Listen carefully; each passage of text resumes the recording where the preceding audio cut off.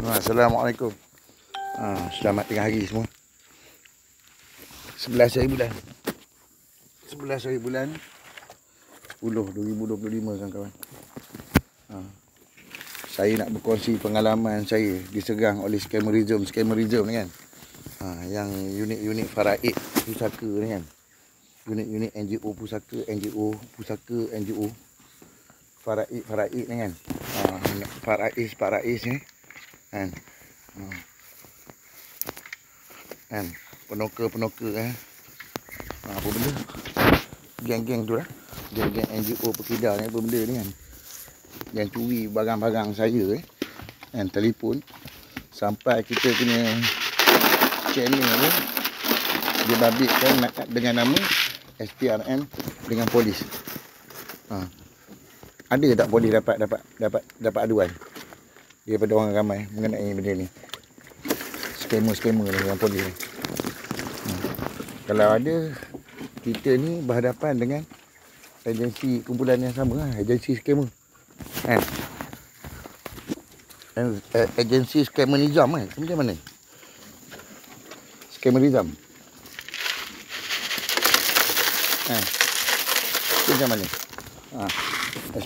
SPRM ni kan, macam mana kertas kajian kan, yang SPRM yang saya buat tu, apa benda tu, ada satu grup, satu troopers ala-ala komando, pasukan komando tu, yang colik apa benda tu kan. Kita boleh dapatkan dia orang ni dan nama dia orang ni kan,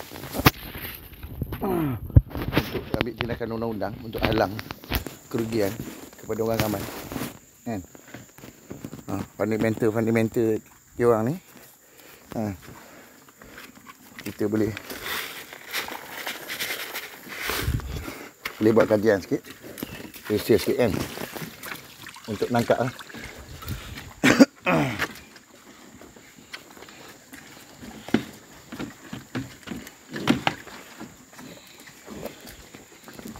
Untuk nangkap dia orang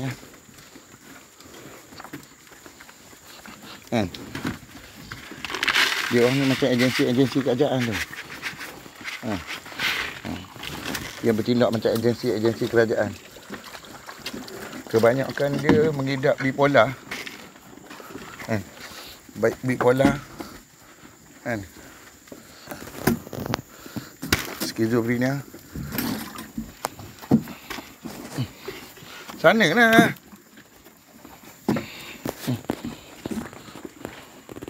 Dia gintik-gintik dah. Ini dah gintik-gintik dah ni.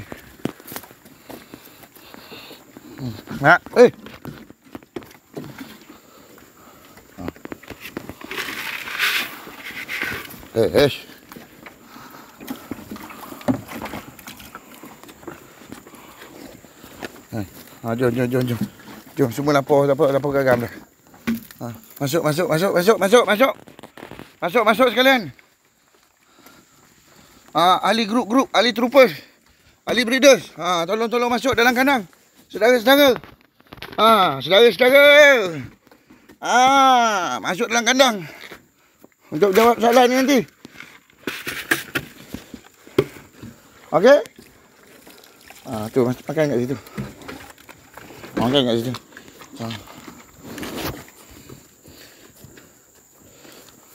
Yang Hanif ni nak campur sangat urusan. Dia kan tak ada kaitan dengan dia. Yang dia buat report dengan polis, tiba-tiba dia campur. Tiba-tiba dia nak jual. Yang bini dia nak ngejas, nak jual apa benda tu. Aku tak